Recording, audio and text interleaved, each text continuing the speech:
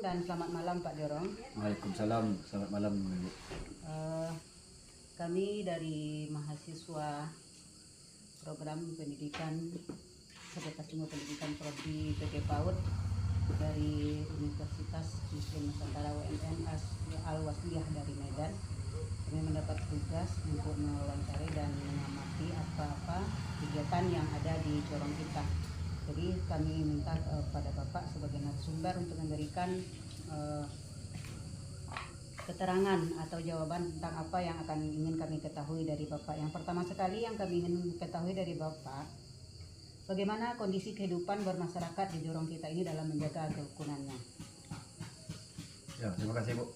Kalau untuk kerukunan masyarakat di Jorong Ado itu alhamdulillah itu masih terjalin dengan bagus, masih seperti yang dulu, walaupun ada perubahan atau masukan dari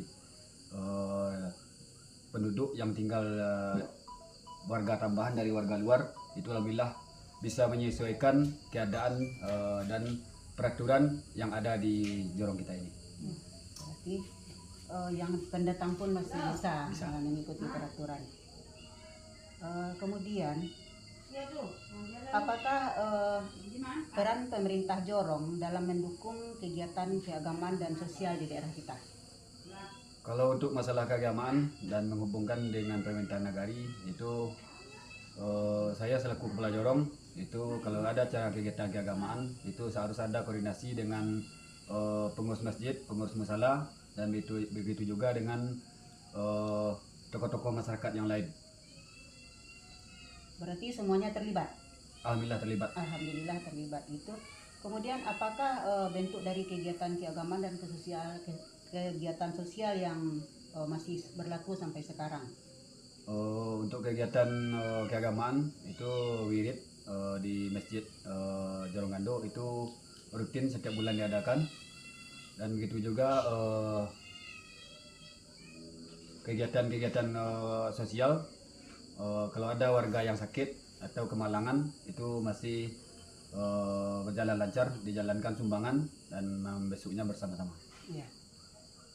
Kemudian apakah ada bentuk gotong royong yang masih berjalan di masyarakat Jorong Ado sampai sekarang? Alhamdulillah masih ada Bu. Kalau untuk di Kenagaran Berbang masalah kegiatan gotong royong mungkin di Jorong Ado inilah yang masih terjalin dengan bagus, kegiatan gotong royong dan sosialnya masih tinggi di Jorong Ado ini. Kemudian apakah gotong royong ini ada jadwalnya atau bagaimana Pak? Atau mungkin sewaktu-waktu atau bagaimana?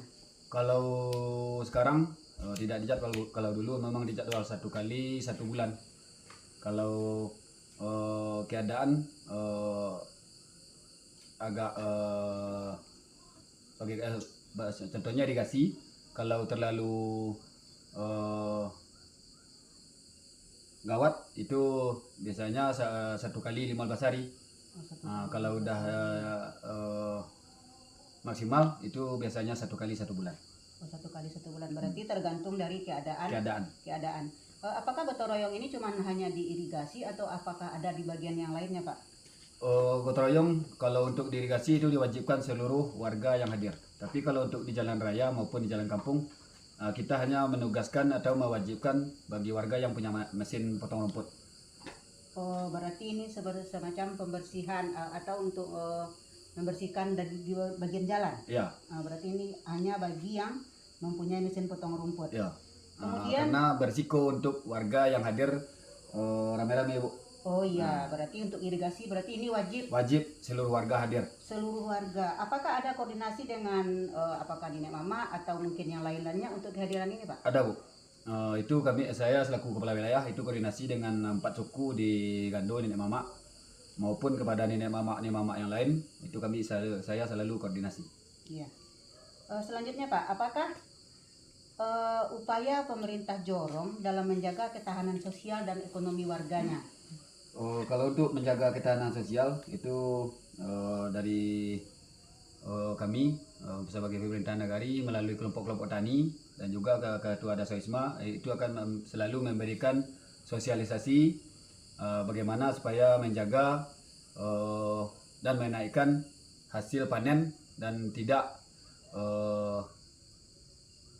menjual ke luar daerah. Berarti menjualnya di dalam daerah kita Di dalam saja daerah kita saja, di hilir-hilir atau toke yang berada di Jorong Gando. untuk meningkatkan perekonomian. Ya. Berarti hasil tani. Selain dari hasil tani ini yang untuk di daerah, apakah mungkin ada sebagian yang mengoper keluar ke luar daerah, Pak? Ada juga Bu, cuma tidak beberapa orang. Tidak beberapa orang.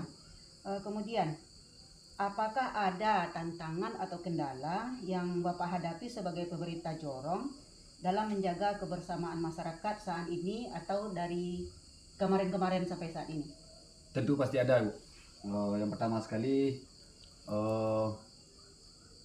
tentang perubahan tahun dan berganti musim.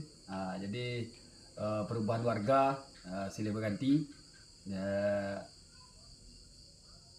dan berbagai macam cara berpikir warga yang dihadapi, mulai dari diangkat sebagai kepala Jorong sampai saat ini itu begitu banyak masalah yang tantangan yang dihadapi. Berarti tantangan ini lebih kepada permasalahan yang dihadapi tentang warga. Ya. Apakah tidak ada bantuan dari pihak-pihak lain, contoh nenek mama yang mungkin sekarang bisa enggak nenek mama ini membantu Pak Jorong sebagai kepemerintahan dalam mengatasi masalah? Alhamdulillah ya Bu, semenjak di Nagari Pirbang dilaksanakan Baralek Pangulu, Batagak Pangulu, itu warga rata-rata sekarang sudah memiliki nenek mama tempat mengadukan atau menyelesaikan masalah yang ada. Tapi ada juga warga yang langsung saja kepada Pak Jorong, kepada saya, maupun langsung ke Kapolsek menyampaikan masalah atau mengadukan masalah. Nah, sedangkan aturan yang ada di Jorong maupun di Nagari itu ada tingkatan. Nah, dari permasalahan pertama sekali ke nenek mama. Dari nenek mama naik nanti baru ke kepala Jorong. Dari kepala Jorong baru ke Nagari. Kalau tidak selesai di Nagari baru ke Kapolsek. Iya. Itu menurut aturannya Ibu. Menurut aturannya, tetapi memang keadaan masyarakat kita yang belum memahami atau mungkin tidak mengikuti aturan atau mungkin merasa tidak terayomi mungkin dari nenek mama ini ya Pak ya. Kemudian ada enggak program-program lain yang sekarang ini ingin Bapak sampaikan atau ingin Bapak lakukan untuk ke depannya? Itu kegiatan-kegiatan untuk di Jorong Gando Ibu. Untuk saat ini kegiatan dari pertanian untuk peningkatan ekonomi masyarakat. Yang pertama sekali itu untuk masalah irigasi. Sekarang ada yang diajukan difasilitasi oleh Oplah. Itu ada kegiatan dam, rehab irigasi, dan juga pipanisasi.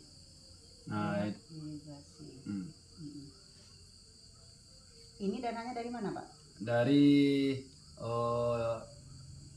Dinas Pertanian mungkin Bu.